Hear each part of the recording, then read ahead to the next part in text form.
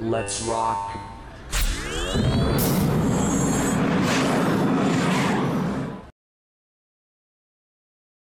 Next up, we've got a presentation from John Jones, and he's going to focus on the tools of a globetrotting freelancer.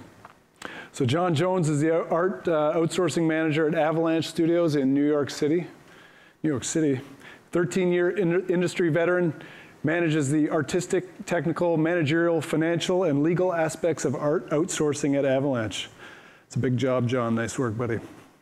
Prior to joining Avalanche, he founded the industry's first outsourcing management agency, Smartest, which is a very catchy name. Over the course of his career, he's worked at 2K Games, NCSoft, Vigil, Ready at Dawn Studios, Playdom, Riot Games, Sony Online, and many others on over 35 titles for PCs and all the consoles and handheld. So please join me in welcoming John Jones to the stage.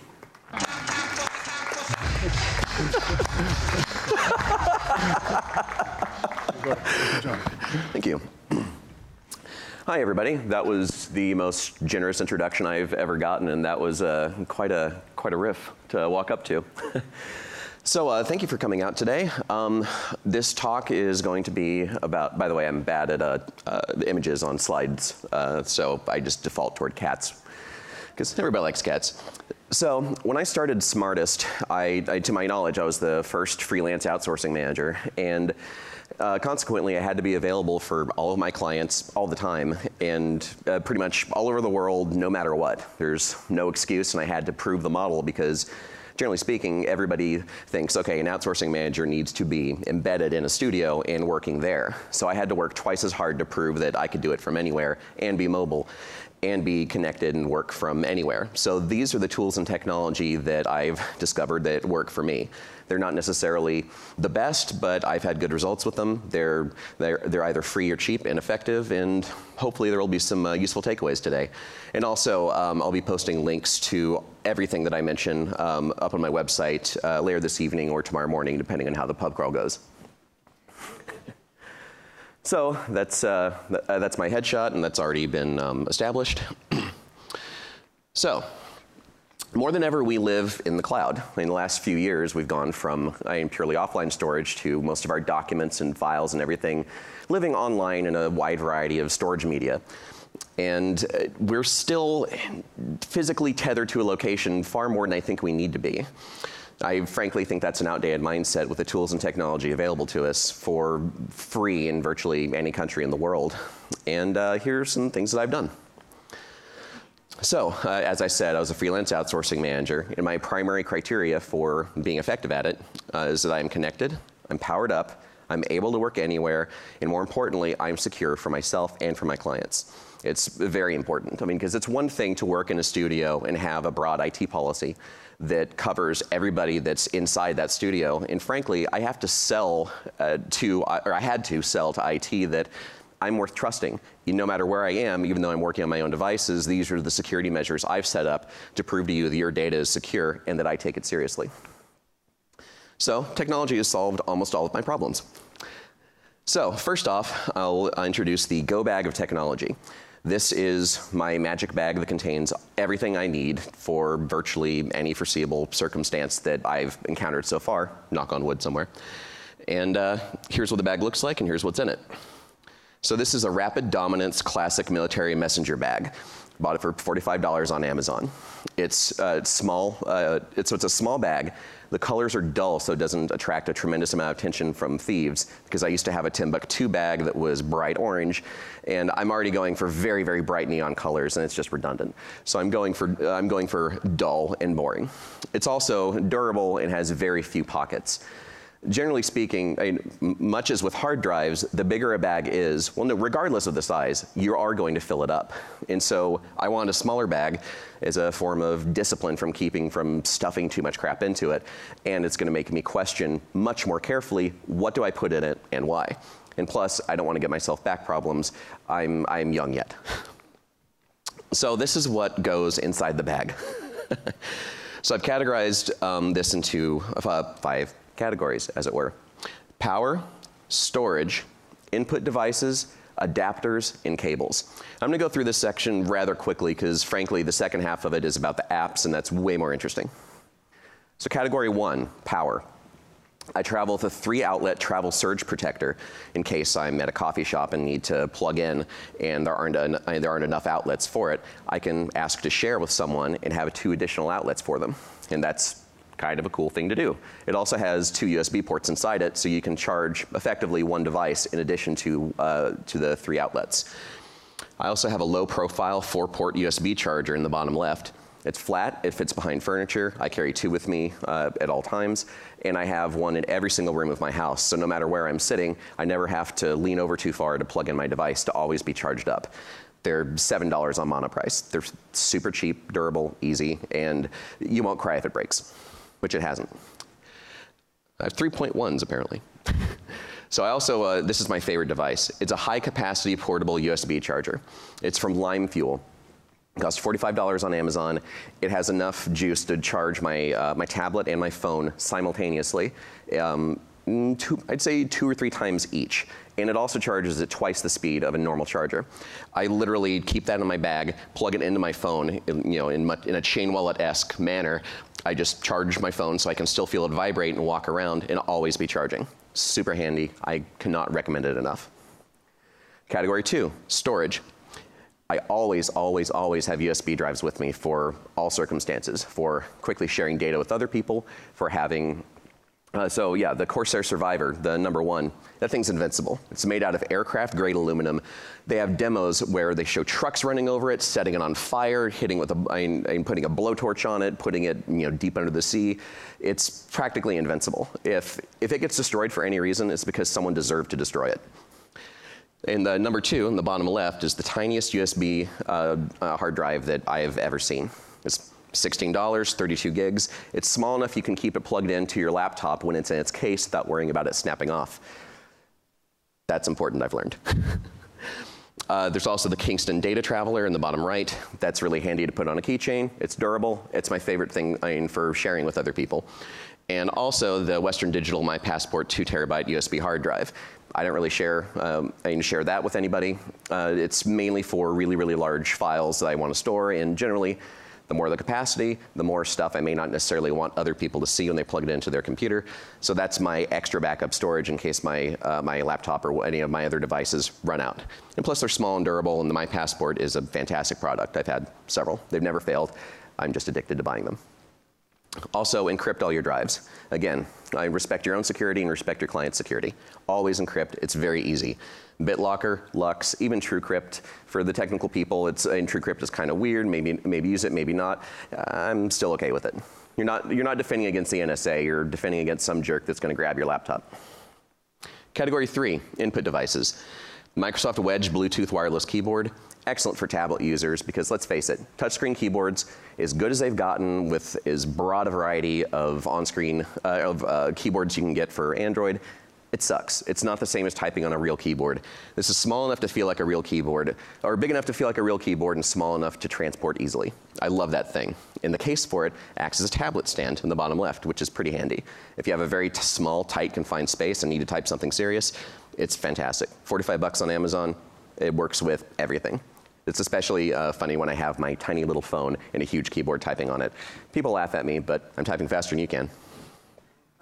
And the Logitech M305 Bluetooth wireless mouse, it's just great to have a simple, durable wireless mouse if you have a laptop. Highly recommended. Category 4, adapters. In the top left is the iGo KeyJuice charger. It is incredibly tiny, barely 2 inches across.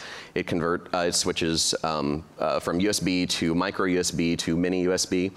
Costs $7 on Amazon. Buy several, they make great Christmas gifts. There's another one with the keychain with the USB to Lightning cable in case you're an Apple user.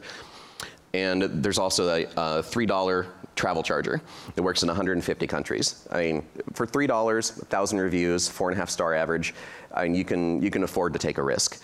And it's handy just keep in your bag for whenever you're anywhere. Category 5, cables. 75 cents for a 6-foot USB to micro USB cable on monoprice. Buy 10. You can never have too many cables. I have them everywhere, and somehow they always disappear. I think one of my cats eats them, but I've never caught them. I can't prove it. It's also the 6-foot USB to Apple Lightning cable. Basically, the long and short of it is you can never have too many cables. Always have them around because it sucks when you don't. So, scenario 1, you're at a conference and your battery's dying. What do? How does the bag help? Use a lime fuel charger. Snake the cable out of your bag, like I said. Look like a dork and walk around, but you're charging and you can still feel calls when they come in. And don't use public USB outlets or cables. They can siphon data off of your phone instantly and you will never know. I've seen them showing up in all sorts of places and you don't know if they've been set up by a legitimate source or not. It is so easy to compromise the phone security, so be careful what you plug your stuff into. And there's a device called a USB condom. That is actually the name of it, that you plug in as a bridge between the two that prevents data from being siphoned off your phone. And again, all these links will be available later. Scenario 2, at a coffee shop, no outlets. The 3-outlet Belkin charger also rotates to any position. So no matter where, what the outlet is, what the situation is, you can find a way to make that fit and share with other people. And offer to share with other people, get a business card, start a conversation. It's a mildly cool thing to do. It's cooler to have it than not. Scenario 3, if you need to share huge files that are too big for email, you have no Wi-Fi, you only have cell phones, and you don't want to destroy your data plan. This is a slightly more complex thing, but BitTorrent Sync, which I'll come back to later, is a wonderful device for shunting and backing up data across every device you could ever imagine having. And the library box is a small portable router that is not internet connected, but devices can connect to it and sync data from one phone to another at several megabytes per second. And you don't have to have internet access, costs $35, and it'll run off that lime fuel battery charger. I've used that before, and it's been very, very handy. I mean, that's some like MacGyver level stuff, but it's better to have it than not. So here are the apps. This is my favorite part of the presentation, and this is the one that I hope people will enjoy the most.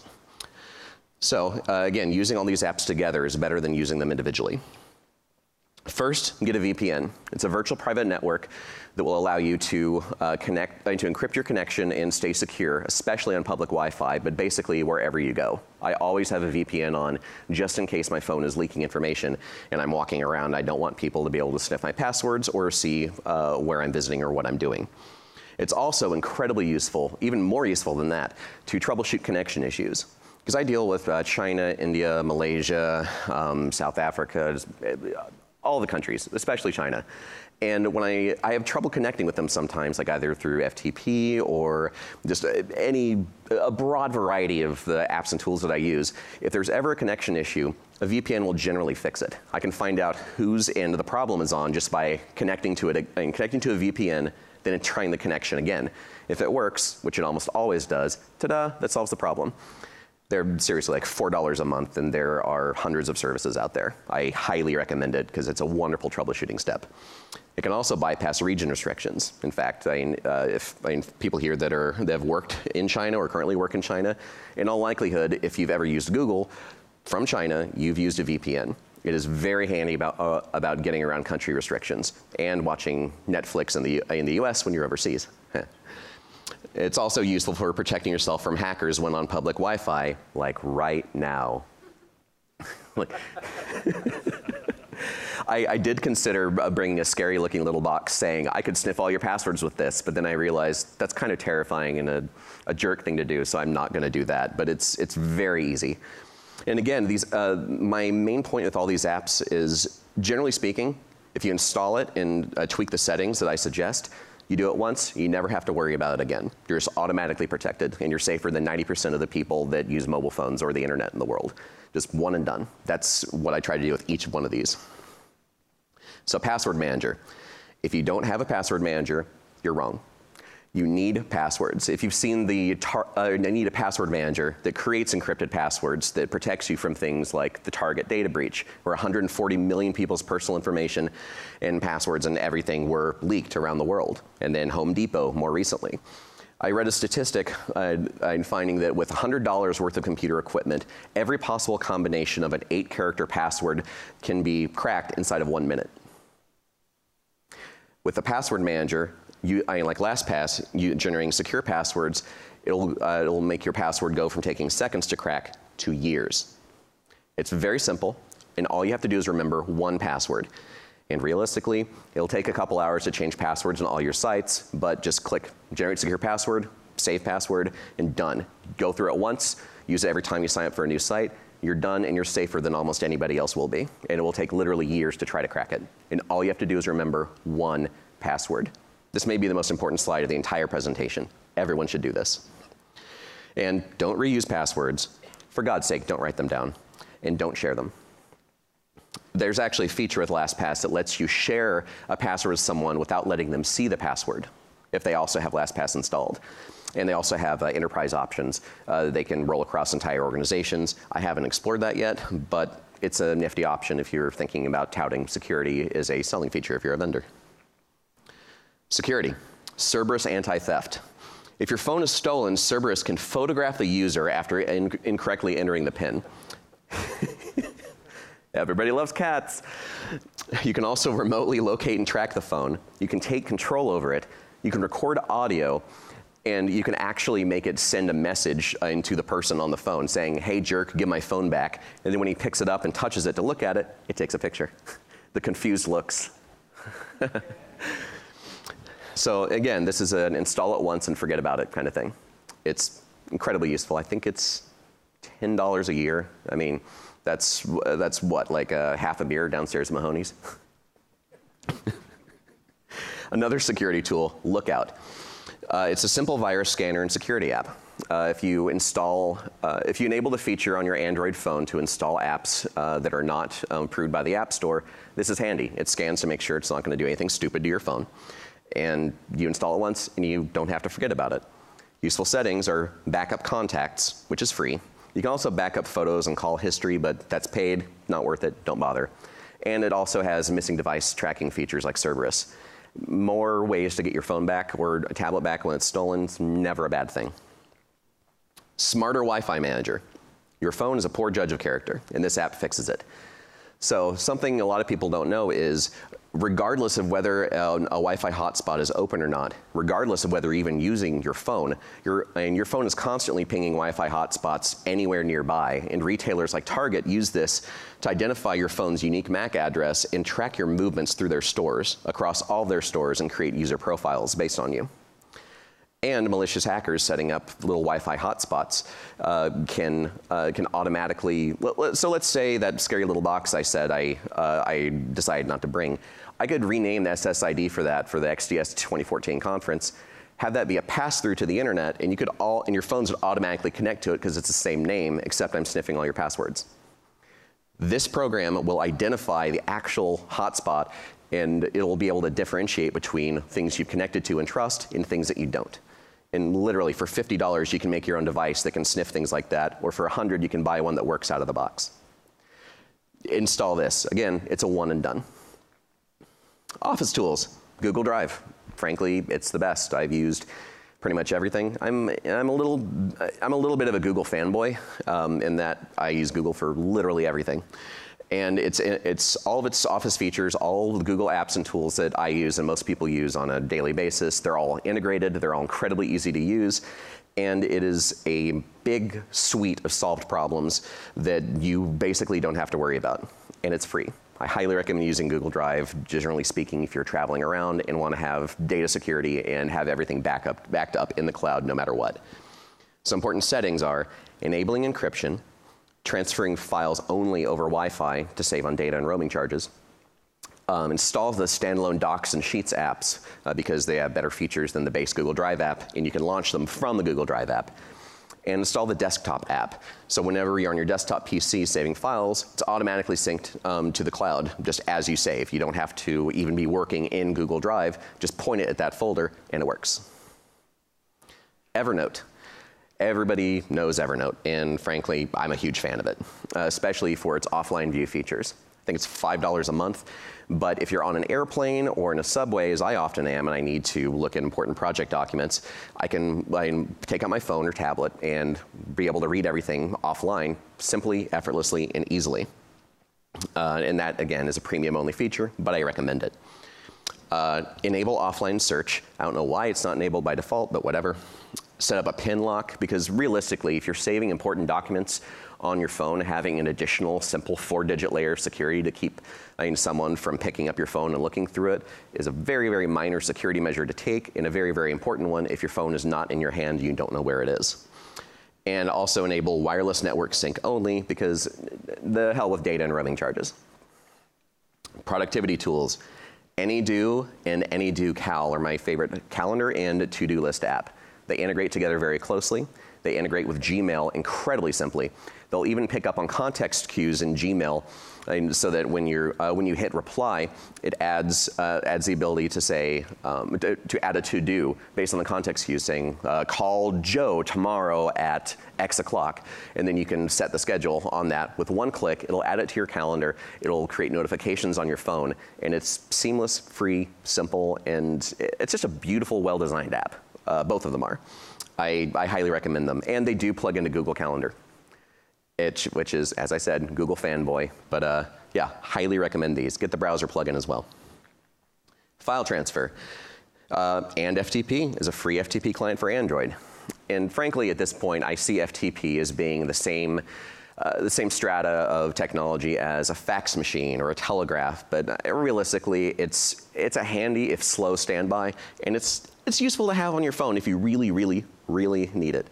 Hopefully you don't, but again, free, backup, better to have it than not. Useful settings are enable resume when you add a new FTP site, so you can resume downloads, because just downloading stuff over your phone over FTP is going to be god-awful slow anyway. May as well enable resume.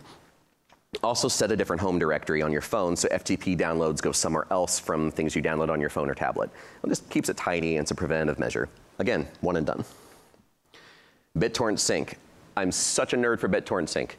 So for my project at Avalanche, we're 5 to 10 gigs of data a day being shunted between New York City, Stockholm, China, India. All of my outsourcers have access to this, and it's constantly syncing around the world. I have about somewhere north of 1 terabyte of files that's syncing to it.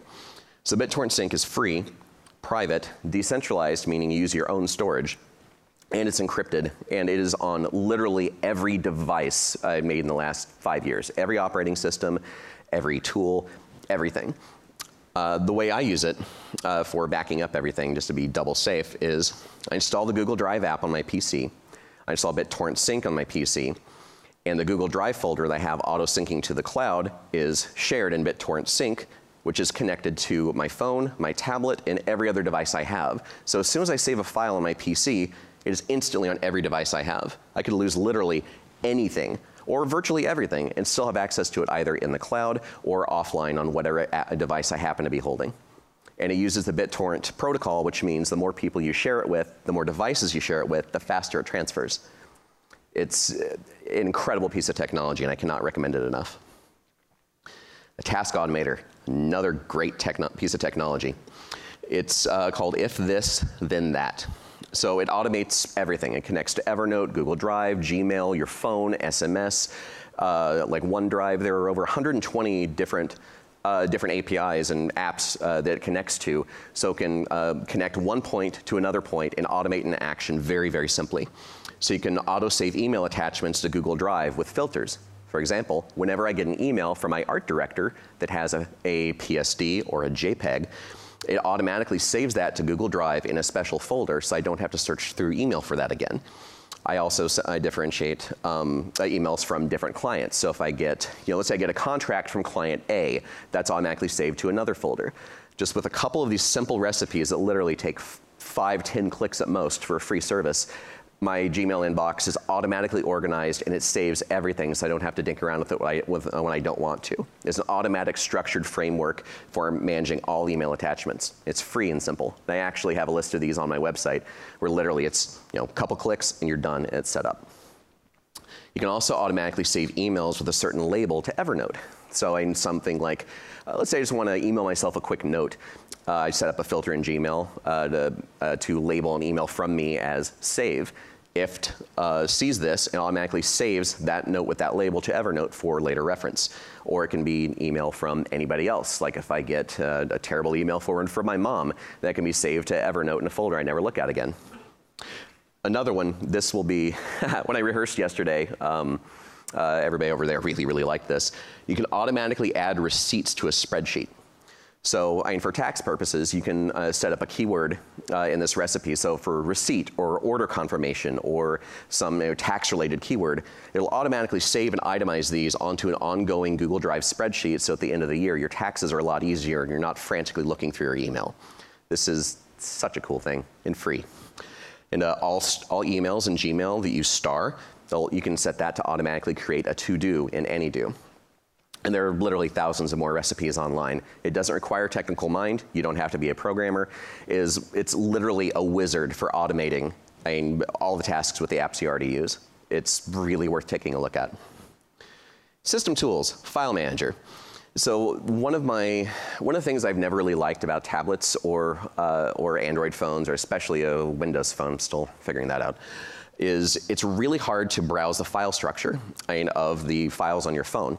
It just doesn't, I feel like it's more of a personal computer if I can see a directory structure. I started out using like an early version of DOS, and I find a certain solace in seeing a nested directory structure. And this app is, I believe it's free. And it's for Android, and it helps you browse where everything on your phone is. And it's just a simple thing to have, especially if you use BitTorrent Sync and you need to set specific folders or create them. Another one, this will be helpful for people here, Cam Scanner. It's on every device. It is a business card scanner. It's simple to use. It automatically backs it up to the cloud. It even does automatic rotation, color correction, and cropping. Even if you're taking a picture drunkenly with your left hand of a business card, it'll fix it, it'll save it, it'll put it in your phone, and it'll back it up to the cloud. Another tip is connect the save directory in that to BitTorrent Sync. Sync that across your devices. So even if you scan a business card and then your phone just gets flung into the lake, all your other devices and the cloud has all the business cards that you saved. Just never lose a lead. And again, this is a one and done kind of thing. Just in case something happens, all you have to do is set it up once and you're covered.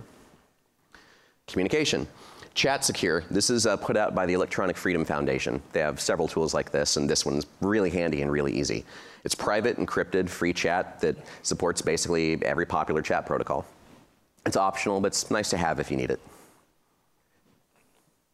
And for paintovers, Sketch. I use this heavily on my PC when I'm giving art feedback, and I'm a massive fan of it. But this is especially cool to have as a tool on a tablet. If you're out and about and need to do a simple paintover and you don't feel like typing something up, it's literally just click, drag, point, circle, save. It syncs to Evernote, and it saves easily, and it's very clear, clean, easy to read, very simple feature set. Highly recommend it. Also free.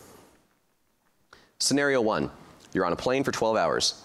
You don't have Wi-Fi, and you need to edit documents. Dear God, what do you do? I actually did this. I worked on these slides using these steps.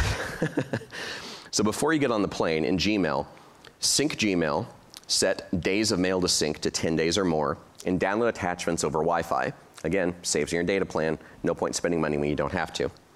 In Google Drive, click the info button next to the document that you want to be working on, and click keep on this device. That will be sticky, and all your changes on that document will forever be saved to your local device, whether or not you have internet access, which is great. For Evernote, go to Manage Offline Notebooks and set your sync settings to automatically sync notes in the background, because it won't unless you tell it, and it really sucks if that wasn't automatic and you're expecting it and you don't have internet access. Again, I spend quite a bit of my life on the subway without internet access, and little things like this grate on me every day. So I've tried very, very hard to figure out how to stay connected and online. That is a very important checkbox that's, yes. Set it to wireless network sync only. Again, save on data and roaming. And set sync frequency to every 60 minutes. It won't destroy your battery, but it's often enough that realistically you'll get what you need. Scenario 2, your phone went for a swim. Never mind how. Did I lose any data? So first off, remove the battery cover, dry it out, remove the SIM card, put it in a box, and cover it in rice for a day. It sucks up all the moisture, and I've resurrected tablets and phones with this. That is a great tip. It sounds weird, but it saved me literally hundreds of dollars. Always keep extra rice around, but not in your bag. That's weird. So where are your work files backed up? If you completed the previous steps, everything's backed up in Google Drive, in your Evernote, and every device you have is syncing your data to BitTorrent Sync. If you're in your phone contacts, if you use an Android phone, it's backed up in Google Contacts and Lookout. And all of your passwords are in LastPass, which also saves Wi-Fi passwords. And those also work across devices. Very handy. What about security? The NSA is not a credible threat to you. The most credible threat to you is you trying to find a place to go for dinner and some jerk on the sidewalk grabbing your phone and taking off with it. That is the most realistic security risk that you will face. So with a VPN and these security tools, like I said, you'll be safer than 90% of the people that use mobile devices on the planet. So this is probably worth snapping a picture of, but these slides will be up on my website realistically tomorrow. But basic security settings for your phone. Enable the Android Device Manager for remote tracking and disabling. Again, that's a slightly redundant step to take in addition to Cerberus and Lookout, but redundancy ain't bad if it'll get your phone back. Set up a passcode. For God's sake, there's no reason not to have a passcode. And set the timeout to something like 3 minutes so you don't set your phone down and have to, for 1 second, pick it up and have to type it in again. That sucks. You'll hate it. You won't want to use a passcode. Set it around 3 minutes and you won't even think about it anymore. Enable two-factor authentication, which is very simple. What that means is when you log into your account, like on Google, for example, it will send a text message to your phone with a temporary code. And then you type in that code, then you log in. Having two-factor authentication would have prevented us from seeing naked pictures of Jennifer Lawrence. It sounds funny, but that is completely honest. That is what happened. If you had two-factor authentication, which many, many services do support, I recommend looking it up. If you have that as a security measure, you're much harder to break into. Even if your passwords are just siphoned off to some hackers in Russia somewhere, this will protect you far more than most people. And at the very least, it'll make you a more annoying target than people that don't have it. If you can be just slightly more annoying than the next guy or girl, then you're safer than them. Really, it's about little incremental steps in being a less appealing target. Also, encrypt your phone. Again, just hit encrypt on the Android phone. Let it sit there for about half an hour, and it's done. You never have to worry about it again. If someone gets your phone, they literally can't even turn it on without entering the encryption password, and your data is safe. And add the owner info to your lock screen, including your name, an email address, and possibly an alternate phone number. So if you leave your phone somewhere and you have a passcode on, they can still see your contact information to contact you to give your phone back. Very important. And for iOS device settings, enable Find My iPhone, set up a passcode, and enable iCloud backup. Granted, I wrote the enable iCloud backup before the celebrity thing, but things are a little bit better now. Also, I will be including iOS alternatives for all of these things on my website in the coming days. Scenario 1, someone stole my phone and all my data's on it. Now what do? You can track, so with Cerberus, go to CerberusApp.com. You can track your phone on a map. You can get the device info and list all the nearby Wi-Fi networks that it's on, so you can even triangulate it that way, which frankly is pretty cool. You can lock it with a different passcode, even if for some reason they did have your code. You can get a call and SMS log to find out, which of their buddies they called saying, hey dude, I totally stole some dork's phone. So you can get all that information and you can get that to the police. You can record audio, take a picture, remotely wipe the phone just for the total scorched earth destruction of data, protect your client's security. And you can send a message to them and taunt and be jerky all you want, but they can still break your phone. It's very tempting. And then contact the local police. Cerberus has been used to successfully throw people in jail for stealing phones. Scenario 2, I'm at a public Wi-Fi hotspot that seems sketchy. How do I stay safe? Use the aforementioned Smarter Wi-Fi Manager for all Wi-Fi connections to prevent from hackers, from fake hotspots. And basically, so it has about half a dozen ways of identifying trusted hotspots that are virtually impossible to fake. Again, it's just a one and done kind of thing. Install it once, make sure you connect to Wi-Fi connections you can trust, and that's it, you're safe. And never log into public Wi-Fi without a VPN, or at the very least, use HTTPS to connect to every website you can. If you're not, You can literally read, I could read everybody's traffic in this entire room that's transmitting from their phone on a website if you're not connected with HTTPS. It is in plain text. I can see everything you do. It is trivial to do this. Fortunately, most people don't, but this is such a simple security step. Why even risk it? And that's all. Are there any questions?